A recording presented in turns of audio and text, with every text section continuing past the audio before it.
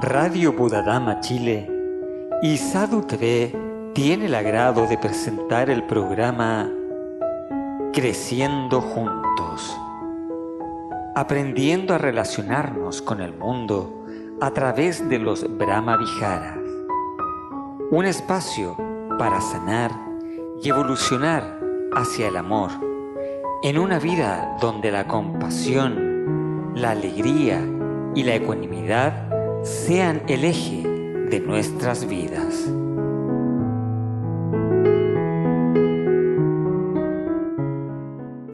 Muy buen día. Espero que todos se encuentren muy bien ahí en el otro lado. Se nos viene un nuevo año.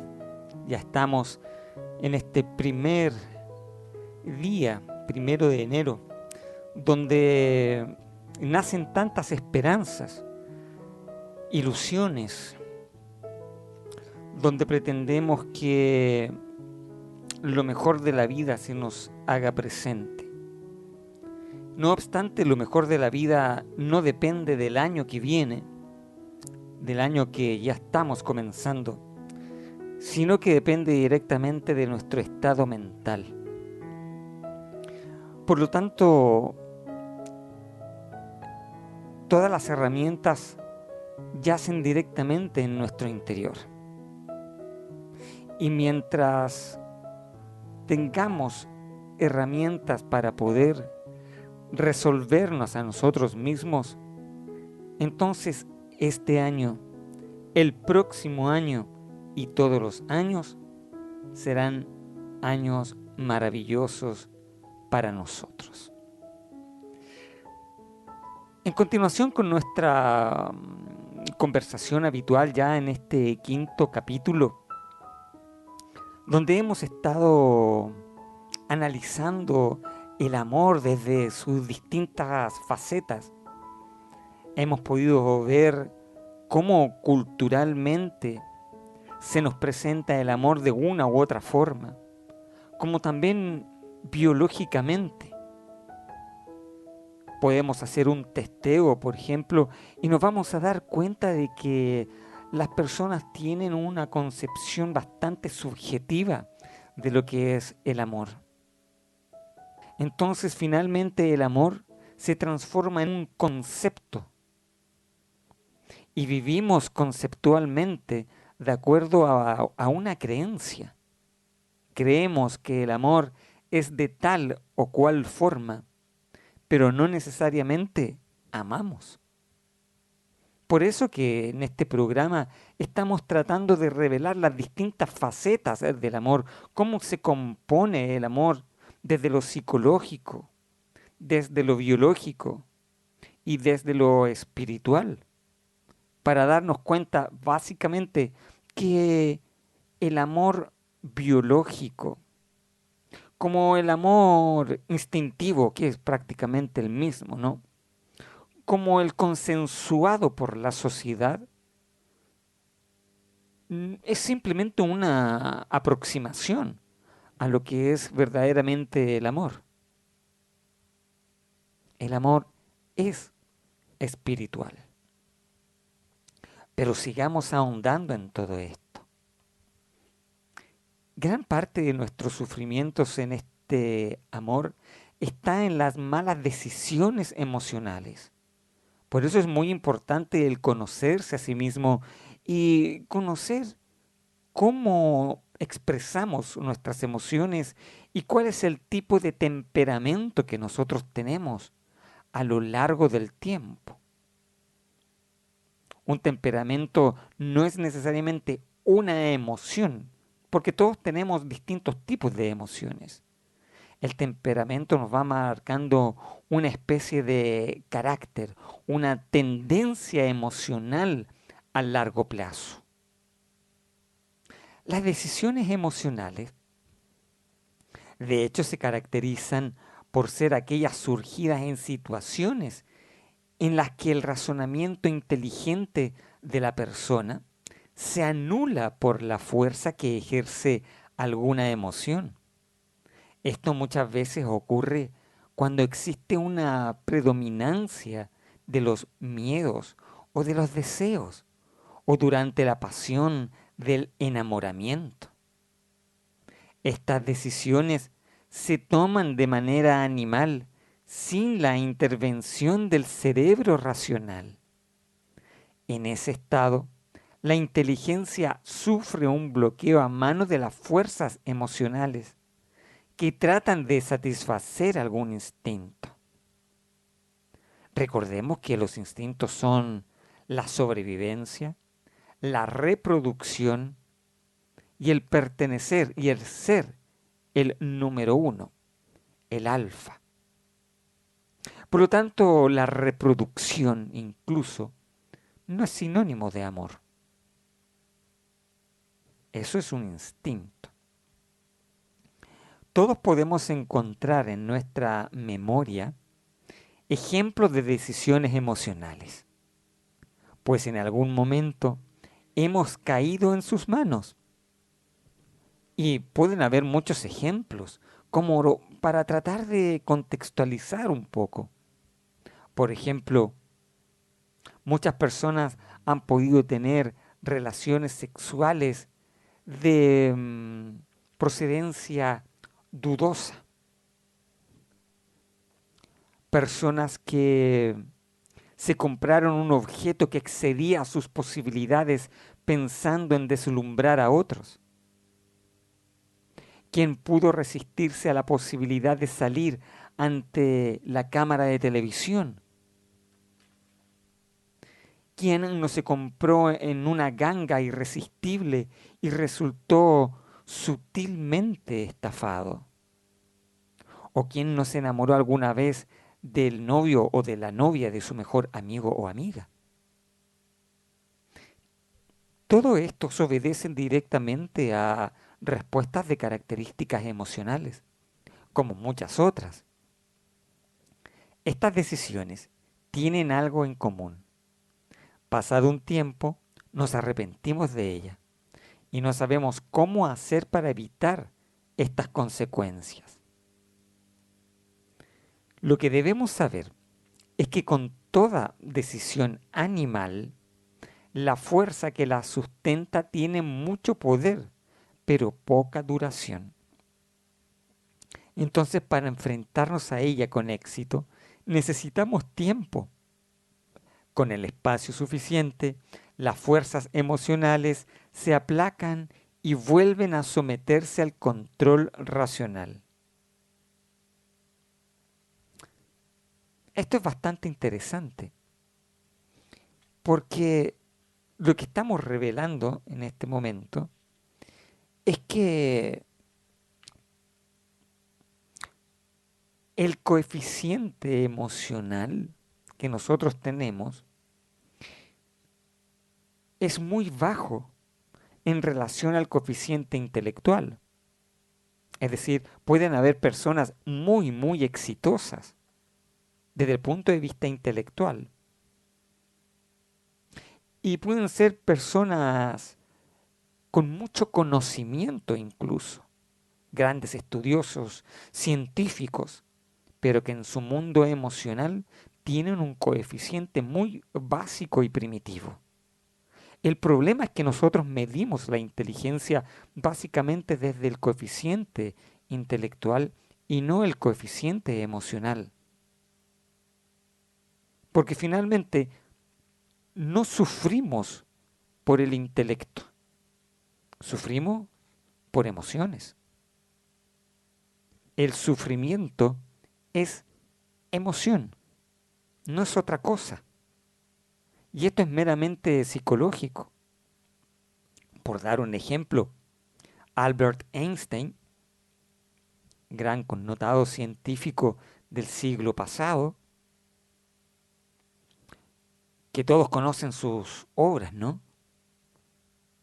Tenía un verdadero desastre en su vida emocional.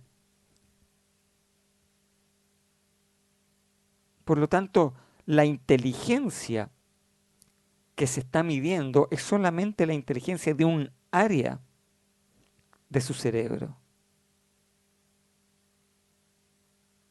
Por lo tanto, el intelecto no necesariamente resuelve el problema de la emoción. Si lo que resuelve el problema de la emoción es la toma de conciencia del flujo de las emociones. Y para poder ser consciente del flujo de las emociones, yo lo voy em, realizando o me voy haciendo consciente en la medida en que yo voy meditando todos los días. Es una forma de entrenarse. La toma de conciencia no solamente toma de conciencia de aspectos meramente cognitivos de la mente racional, sino que también voy tomando conciencia de mi mundo emocional, porque es ese el punto no resuelto de lo que nos hace sufrir, donde aparecen todos estos dukkhas, estos sufrimientos. Dicho de otra manera, así como lo estamos expresando prácticamente de un punto de vista un poco más científico o biológico, esto guarda una estrecha relación con las 4 primeras nobles verdades del Buda. Las 4 nobles verdades son intrínsecamente hablando del aspecto del sufrimiento, y el sufrimiento es meramente emocional y tiene su causa, el estado de ignorancia, es decir, la no toma de conciencia de la naturaleza de los fenómenos psicoemocionales que aparecen en nuestro interior y que están causados por el apego. De este estado de ignorancia nos apegamos a estos estados psicoemocionales. Es bastante interesante esto. Pero así también la tercera noble de verdad nos dice, bien, pero hay una salida a todo esto. Y la cuarta noble verdad nos habla del óctuple sendero, ¿cierto? Que es una fórmula de 8 pasos no consecutivos, sino que encadenados entre sí, para poder ir haciendo un entrenamiento desde la meditación y la transformación del pensamiento y el lenguaje, para que podamos desenredarnos. Por lo tanto, ser budista no es ser una persona religiosa. Ser budista es ser una persona científica de sí mismo. Es ser un conocedor de sí mismo.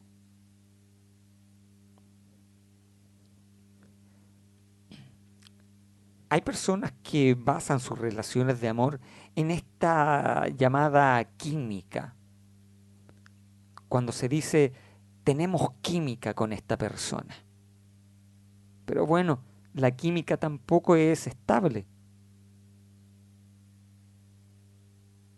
Usted mezcla agua con bicarbonato y limón y va a hacer efervescencia. Pero luego de la reactividad química, ¿qué es lo que queda? Un resultante neutro. Lo mismo ocurre con la química del amor. Estás mezclando ese bicarbonato con ese limón y está todo efervesciendo en un momento. Pero es en el momento. Entonces, si basamos las relaciones en esta química, no necesariamente vamos a llegar a un buen resultado.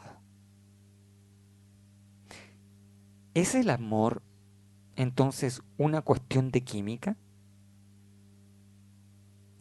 En la vida cotidiana, cada persona quiere saber cómo hacer para desentrañar y comprender sus propias vicisitudes amorosas. Pues, ¿qué puede suceder en la vida de una pareja, llamémosla perfecta?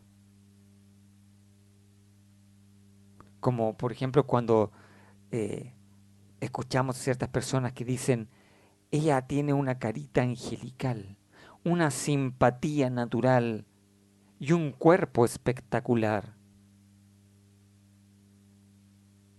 O cuando las mujeres dicen, él es atlético, deportista, y las chicas suspiran a su paso.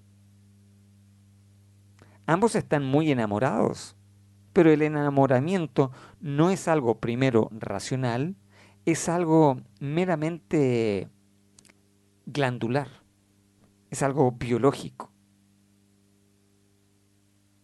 Y muchas veces, entonces, resolvemos el estar con una persona en función a la biología predominante del momento, al estado emocional. Entonces, finalmente, ¿por qué después vienen tantos fracasos en el matrimonio? Indistintamente que pueden existir múltiples variables. Un mal manejo de las finanzas, por ejemplo. Pero una de las razones principales es porque no alimentaron el aspecto espiritual y porque vuestro espíritu va por un lado y el de la otra persona va por otro. Si lo que tienen en común es el bicarbonato y el limón. Pero recuerden que tarde o temprano esa reactividad desaparece. Entonces, en este enamoramiento se casan, hacen una mega fiesta en la que no faltan los bombos ni los platillos.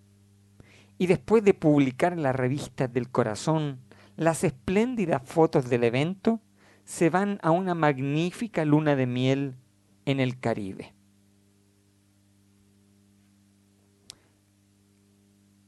Claro, es una experiencia maravillosa mientras está durando la reactividad química.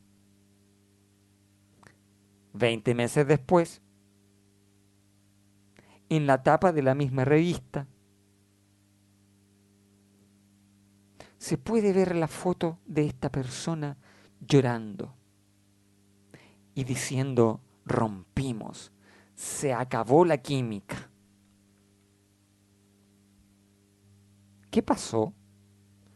Esto no es solamente un ejemplo de algo que ocurre continuamente en la vida, continua y normalmente.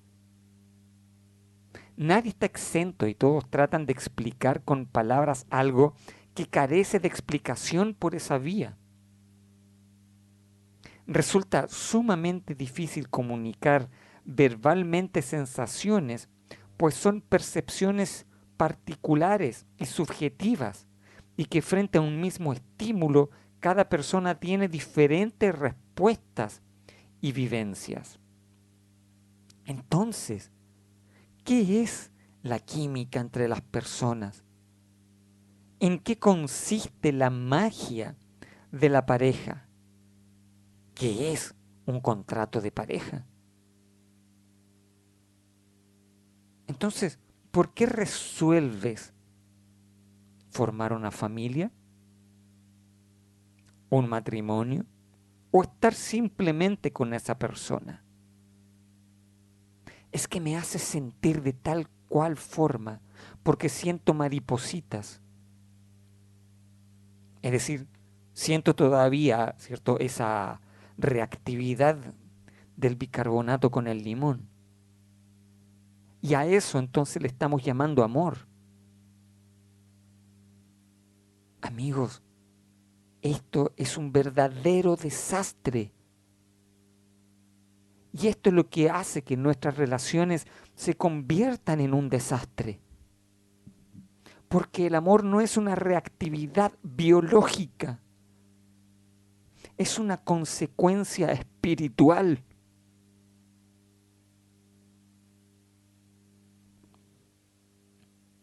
No obstante, creo que el amor más profundo que puede existir es el amor de una madre hacia un hijo o hija.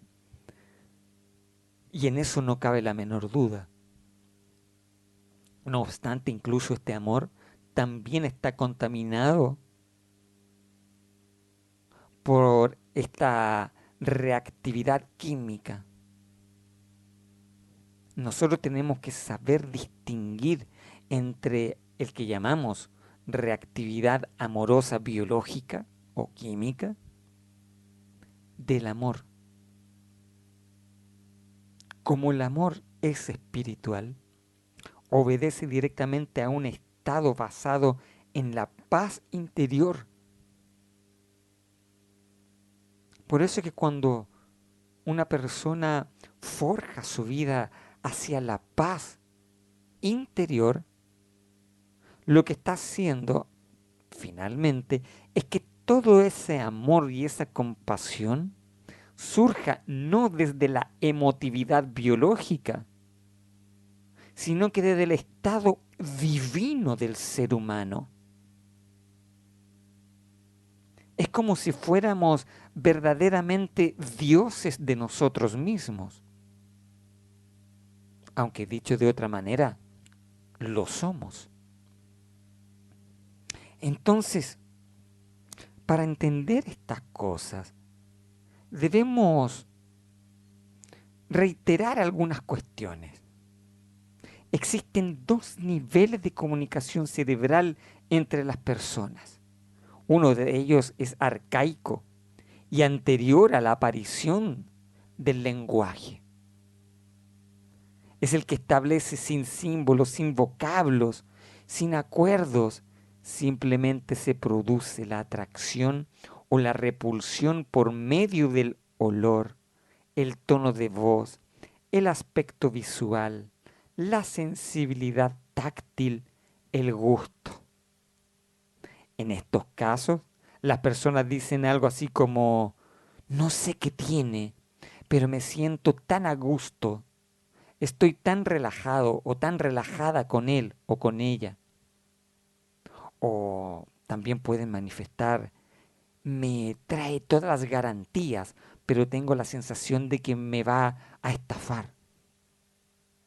O también puede ocurrir de que estas relaciones las hagamos por el sentido de seguridad que nos da la otra persona, porque tiene una buena posición económica. Y de esa forma no me va a faltar nada. Este, este razonamiento es el más triste de todos. ¿Sabes por qué? Porque si dices, esta persona tiene un buen pasar, nada me va a faltar, ¿ya? Y te aferras a eso, tú estás eligiendo a esa persona no por amor, sino que por interés. Y lo peor de todo, por miedo a la escasez. ¿Te das cuenta? Entonces, finalmente, de una u otra manera, no va a desaparecer la inseguridad y el miedo a la escasez por el hecho de estar con una persona bien ubicada económicamente. No pasa por ahí. Nuestros demonios internos nos acechan indistintamente del resultado.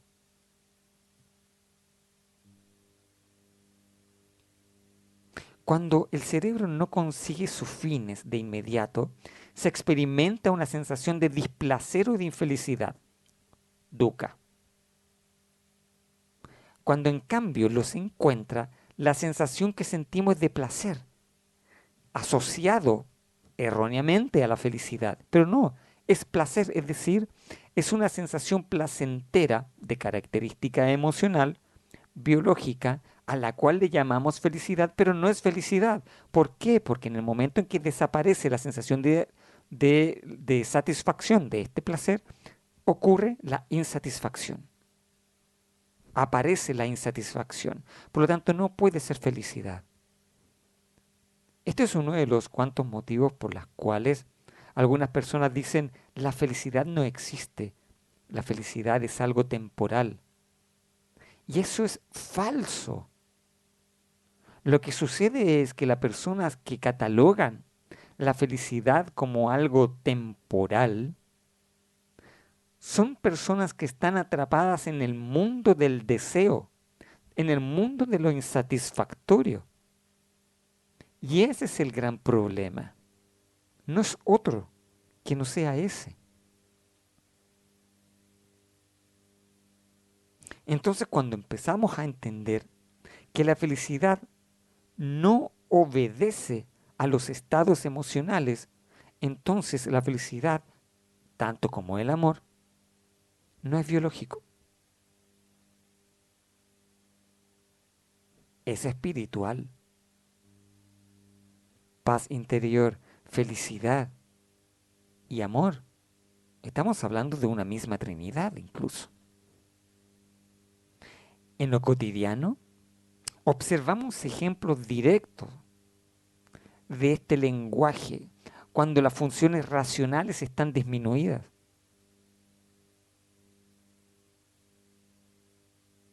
El otro tipo de comunicación se pone de manifiesto a través del cerebro racional que, como ha evolucionado, aprendió a hablar, escribir, reconocer símbolos, evalúa la realidad y por lo tanto puede comprometerse formando contratos. En los momentos de elección, nuestro cerebro es muy poderoso. Se impone mediante la voluntad y de acuerdo a su provecho se compromete con algo. Es el responsable del éxito, pero no es el responsable de la felicidad. Por lo tanto, éxito tampoco es sinónimo de felicidad. Cuidado ahí. Puede ser una persona exitosa, pero no feliz. He conocido una cantidad enorme de personas altamente exitosas, pero no felices. Entonces, ¿qué es lo que estamos persiguiendo? ¿El éxito o la felicidad?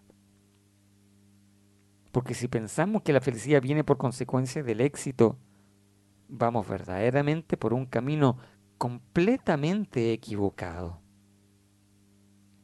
Pues bien, seguramente conoces algún caso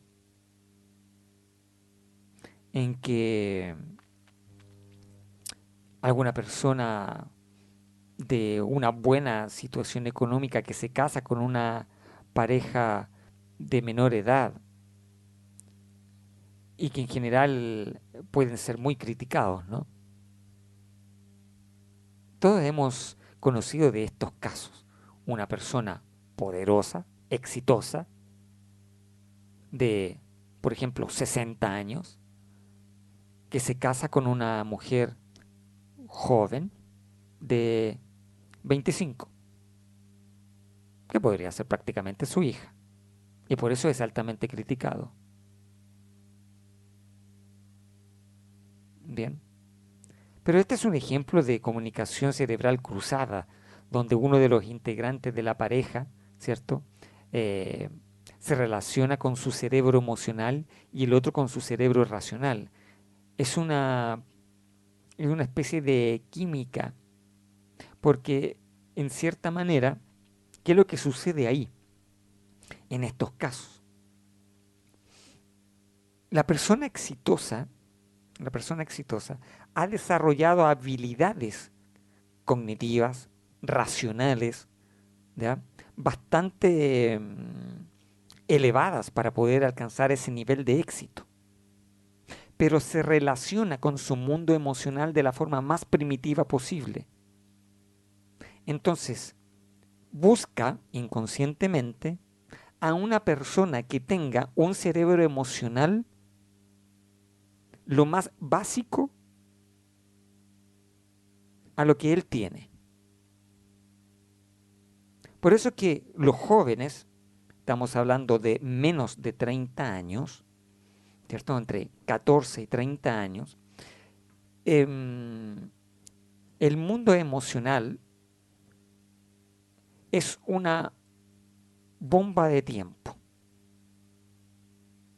donde el coeficiente emocional es bastante bajo. Entonces, en esta persona poderosa tiene un coeficiente emocional muy, muy bajo, ¿ya? Y necesita de otra persona que tenga un coeficiente emocional muy bajo, que son los menores de 30 años. Eso no significa que como adultos tengamos un coeficiente emocional alto. No. Pero es probable de que así suceda. Porque, por ejemplo, ese hombre de 60 años podría haber encontrado una mujer de 50, por ejemplo. Pero una mujer de 50 ya tiene un cierto manejo en las habilidades psicoemocionales. Por lo tanto, no va a haber esa química entre ambos.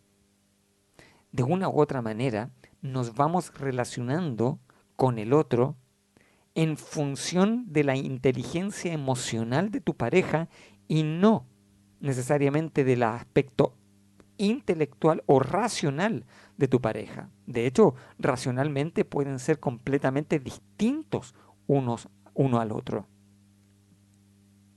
pero muy similares desde el punto de vista emocional. Por lo tanto, la pareja, lo que usted tiene al lado, que puedan ser muy distintos en muchos aspectos, desde el punto de vista emocional, son muy similares. O si no, no estarían juntos. Porque reactivan su química corporal de la misma forma. Indistintamente que tengan temperamentos y emociones distintas, con caracteres distintos. Pero el nivel de inteligencia emocional es el mismo, no el de la inteligencia racional, el de la inteligencia emocional.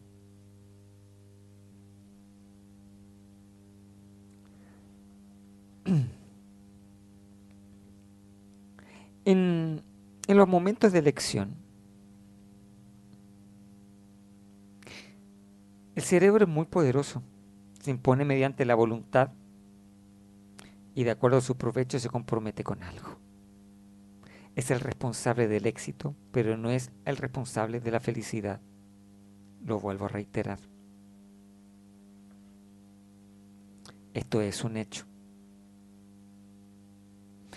Entonces, cuando nosotros empezamos a entender que el amor es más allá que un asunto de química, que va más allá de todo lo que hemos hablado con respecto del amor en los capítulos anteriores, empezamos a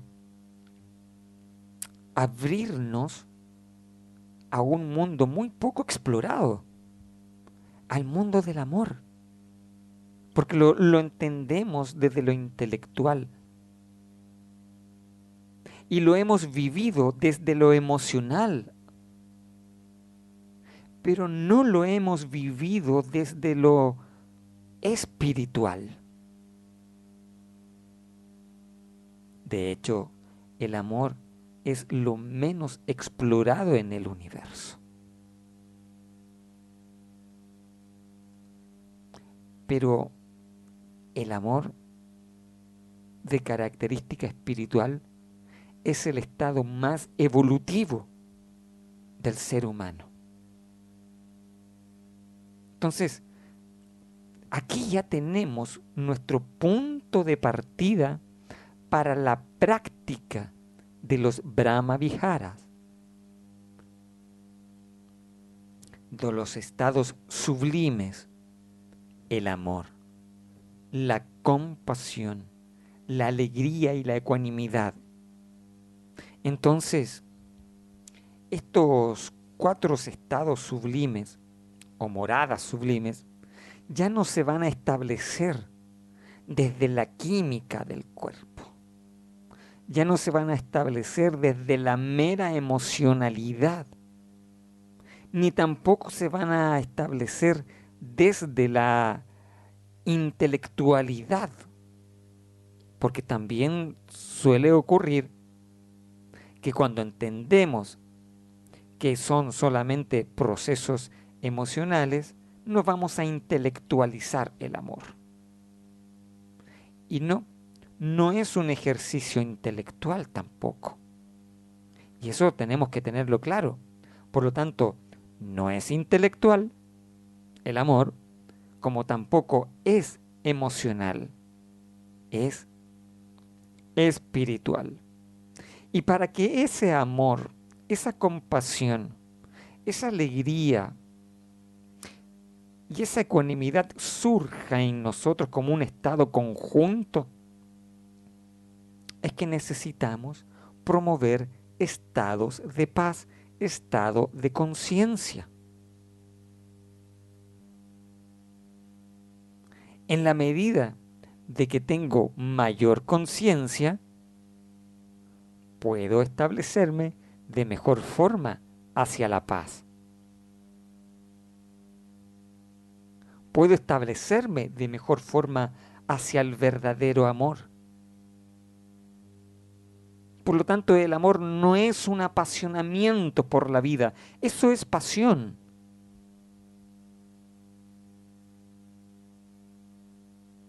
Esto no significa de que las pasiones sean negativas. Las pasiones se vuelven hacia nosotros en contra o de forma negativa cuando me transformo en la pasión y no tengo la capacidad de observarlo a través de la conciencia. Ese es un punto muy importante para nosotros. Este amor no es pasión. Debemos trascender desde el amor pasional al amor espiritual. Pero este amor espiritual se da básicamente en el contexto en el cual nos desapasionamos de los sentidos. Nos volvemos pacíficos. Cuando me vuelvo pacífico, tengo la capacidad de verme interiormente.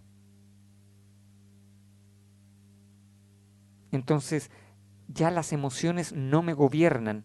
Si las emociones no me gobiernan, por ende los apasionamientos tampoco me gobiernan. Porque las pasiones son emociones finalmente. Por lo tanto, no se trata de ser personas no emocionales, porque somos emocionales y siempre vamos a ser emocionales. Lo que sucede es que en la manera en la cual me desapasiono, no me desapasiono de la vida, me desapasiono de las pasiones, porque me generan apego, me generan dolor, me generan sufrimiento. Son como una verdadera droga. Hay que tener mucho cuidado ahí. Pero cuando hay paz interior, empiezas a vivir el amor desde otras latitudes, desde otro ángulo, no desde el ángulo de la posesión, de la necesidad de sentirte de tal o cual forma. Entonces ya no eres esclavo de tus emociones. Las emociones hay que sentirlas, pero hay que trascenderlas para que no nos identifiquemos con ellos. Porque cuando nos identificamos con las emociones es cuando se presenta el dolor, se presenta el sufrimiento. Debemos romper este circuito,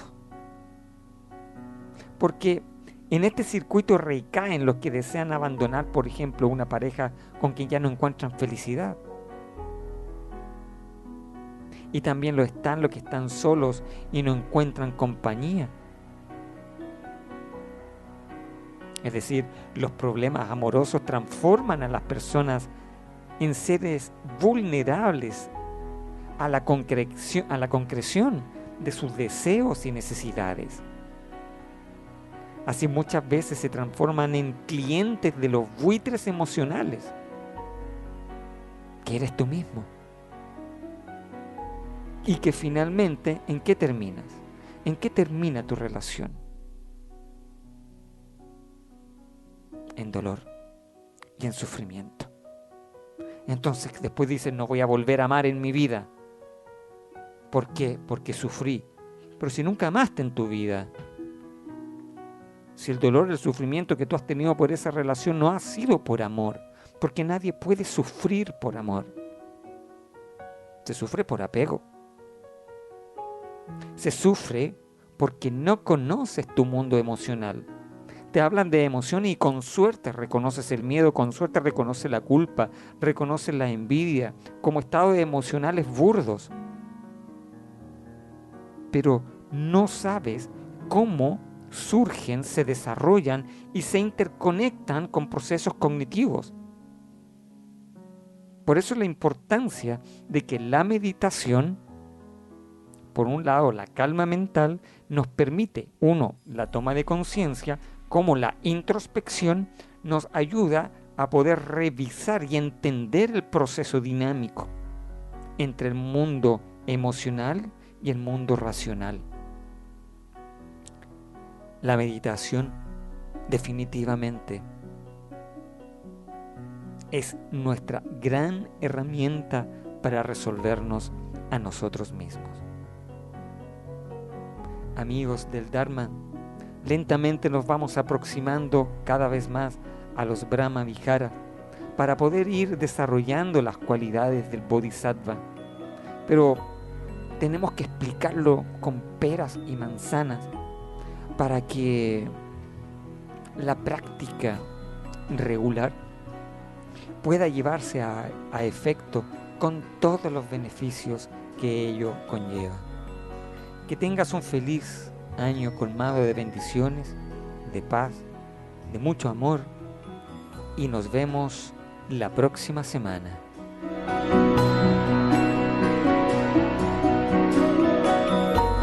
Radio Buddhadhamma Chile y Sadhu TV tuvo el agrado de presentar el programa Creciendo Juntos.